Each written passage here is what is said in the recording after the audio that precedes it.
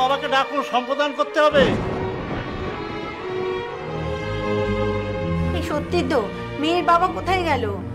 ডাকুন না ওনাকে। এই যে ঠাকুরমশাই, আমি এসে গেছি, আমি সম্প্রদান করব। আপনি? আমি কনের দাদা, বাবা আমাকে সম্প্রদান করতে বলেছে। বসুন।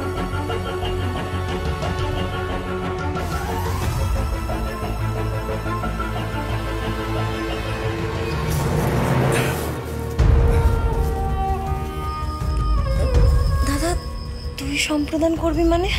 না, সম্প্রদান তো বাবার করার কথা ছিল। আর তোরা বা এতক্ষণ কোথায় ছিলিস? তোদের কাউকে তো দেখতে পাচ্ছিলাম না। আরে বাবারই তো সম্প্রদান করার কথা, কিন্তু কি হয়েছে জানিস তো, সারাদিন পরিশ্রম করে বাবা ক্লান্ত হয়ে ঘুমিয়ে পড়েছে। মানে মা খাইয়ে দিয়ে জোর করে শুইয়ে দিয়েছে। তো আমি আর ডাকিনি, ভাবলাম আমি সম্প্রদান করি।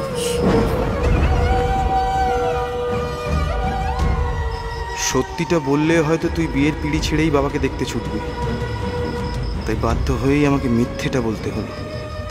ধরুন। হ্যাঁ হ্যাঁ হ্যাঁ, দিন। দাদার চোখ এরকম লাগছে কেন? মনে হচ্ছে দাদা কিছু লুকাতে চাইছে আমার কাছ থেকে। কিন্তু কিন্তু কি লুকাতে চাইছে আমার কাছ থেকে?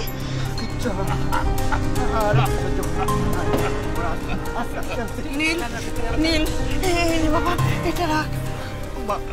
তুমি কিচ্ছু চিন্তা করো না, আমি বাবাকে সুস্থ করিয়ে নিয়ে ফিরে আসবো, তুমি চিন্তা করো না। মা, আপনি এদিকে আসুন।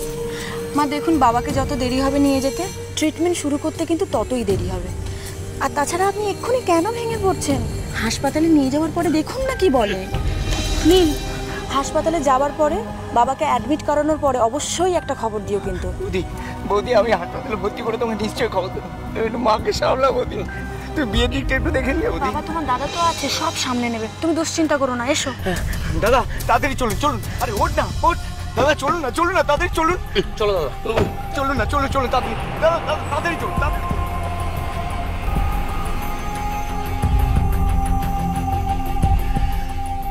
মানুষটাকে ভালো করে দাও ঠাকুর, সুস্থ করে দাও।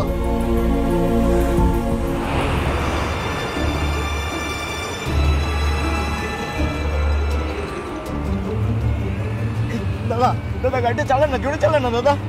দেখ না কতক্ষণ লাগবে আর হসপিটালে পৌঁছাতে। বাবা নীল, তুই টেনশন করিস না, সব ঠিক হয়ে যাবে, মেশমশাই ঠিক হয়ে যাবে। বাবার ব্যথাটা মনে হচ্ছে বাড়ছে।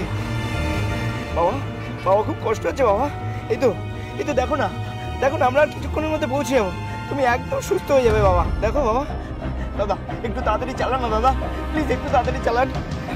দাদা, গাড়িটা একটু তাড়াতাড়ি চালান না প্লিজ, একটু তাড়াতাড়ি প্লিজ।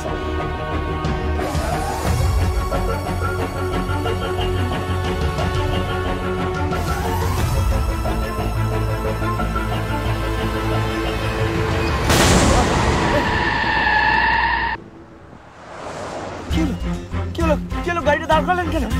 আরে আপনাকে বললাম গাড়িটা চড়ে চালাতে, আপনি দাঁড় করিয়ে দিলেন কেন? দাদা, মনে হচ্ছে কিছু সমস্যা হয়েছে, দাঁড়ান আমি দেখছি।